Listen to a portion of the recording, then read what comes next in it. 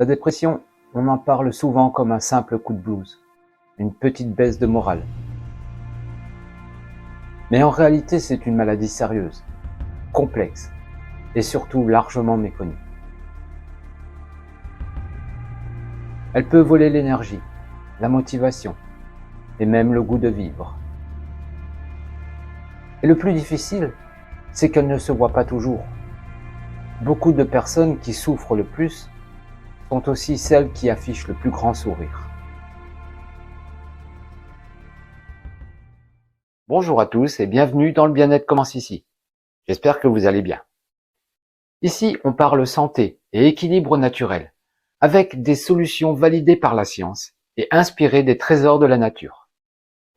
Et aujourd'hui, nous allons voir ensemble ce qu'est vraiment la dépression, comment elle agit, quels sont ses symptômes, ses causes, et surtout, quelles pistes existent-ils pour s'en sortir?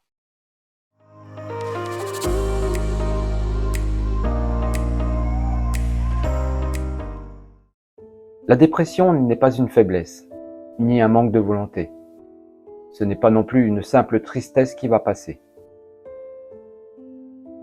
C'est une maladie psychique reconnue qui perturbe en profondeur l'équilibre émotionnel et biologique.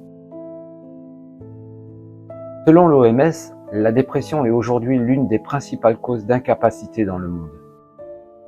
On estime qu'un Français sur 5 souffrira ou a déjà souffert d'un trouble dépressif au cours de sa vie. Elle peut toucher tous les âges et tous les milieux sociaux, mais les femmes sont environ 2 fois plus concernées que les hommes. La dépression, c'est un dérèglement global.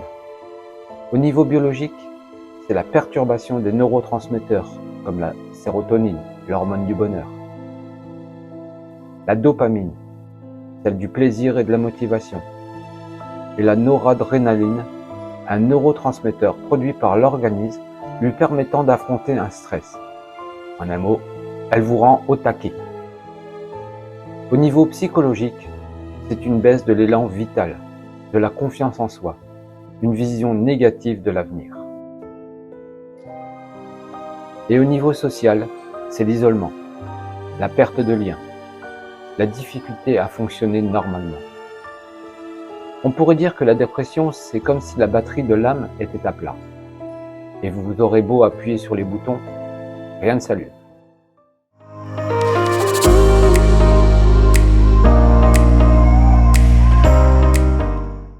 Alors comment reconnaître un épisode dépressif?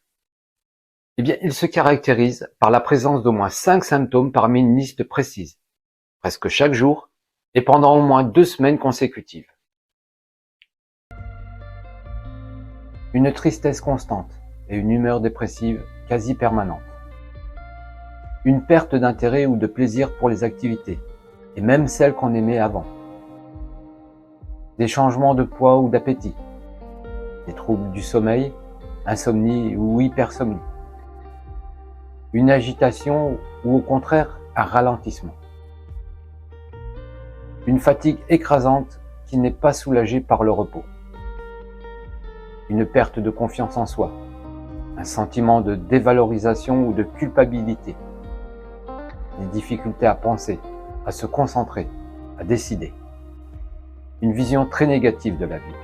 Et parfois des pensées de mort ou de suicide. Ces symptômes ne sont pas simplement passagers, ils s'installent, durent et ont un impact sur la vie professionnelle, sociale et familiale. C'est pour cela qu'on insiste, ce n'est pas une déprime, mais une véritable maladie.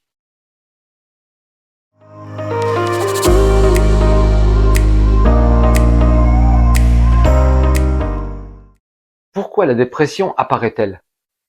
Elle n'a pas une seule cause. Elle résulte souvent de plusieurs facteurs qui se combinent.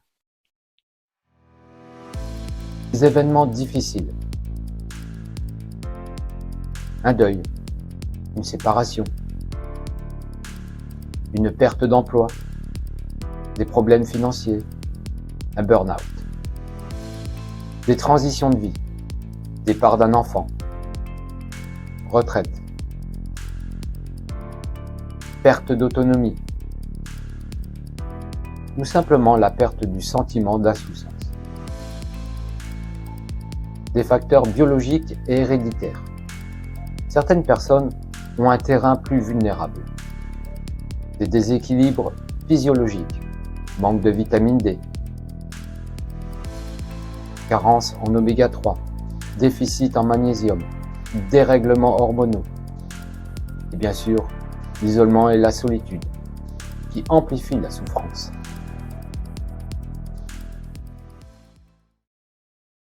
C'est ce qui rend la dépression si difficile à prévenir. On peut être touché même sans raison apparente, parce qu'il y a toujours des interactions entre le corps, l'esprit et l'environnement.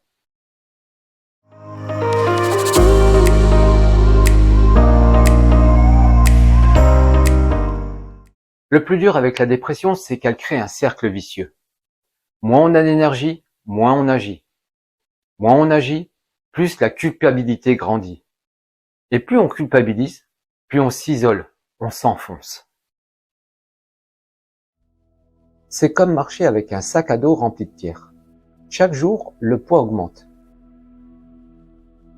Et même les petites choses du quotidien deviennent des montagnes à gravir.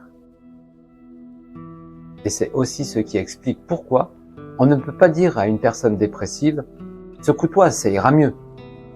Parce qu'en réalité, cette phrase renforce sa culpabilité. La bonne nouvelle, c'est qu'il existe des solutions.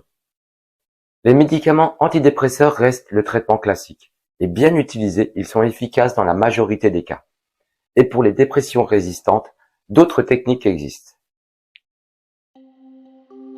La stimulation magnétique transcrânienne, qui utilise un champ magnétique pour agir sur le cerveau.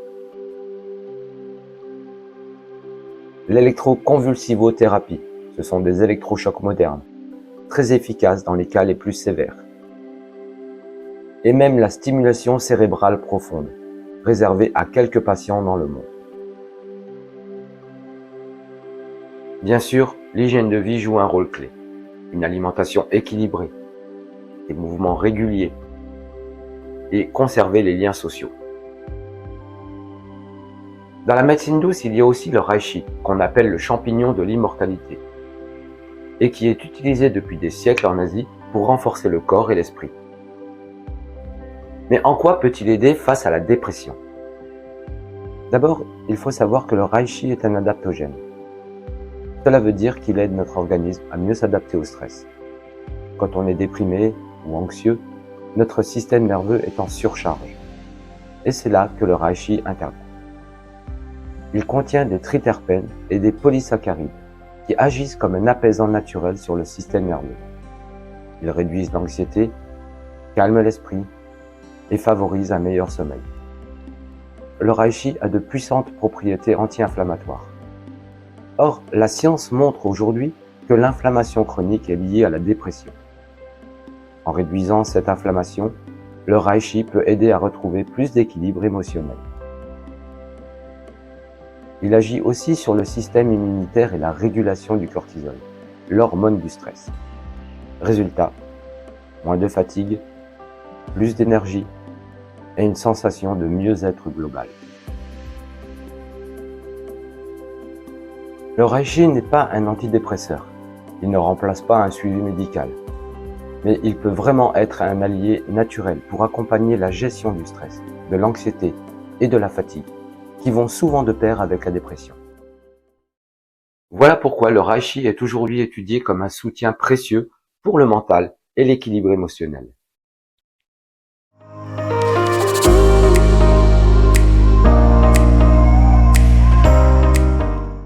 Voilà, vous avez maintenant une vision claire des leviers essentiels pour comprendre et surmonter la dépression de façon naturelle et durable. Mais si vous souhaitez passer à l'action dès maintenant, avec un plan concret et structuré, j'ai créé un guide complet « Sortir de la dépression pas à pas ».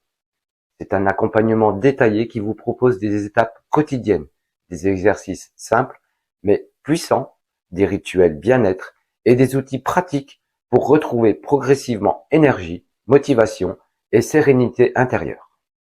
Considérez-le comme un investissement de votre équilibre émotionnel. Pour le prix d'un simple repas, vous obtenez un programme qui peut vous faire gagner des semaines, voire des mois de souffrance et d'impuissance.